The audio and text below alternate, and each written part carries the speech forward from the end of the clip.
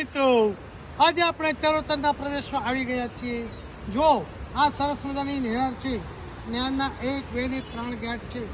નહેરમાં પાણી આવી ગયું છે, આજે જ પાણી આવ્યું છે, ગઈકાલે બંધ હતું અને આજે પાણી આવી ગયું છે। જુઓ કેટલું સરસ પાણી। આ પાણી લીંબાસી અને પરિયત તરફ જશે। હવે આ કેનાલ ઉપર અહીંયા નાહવા માટે બધા જ ઘણા છોકરાઓ આવે છે।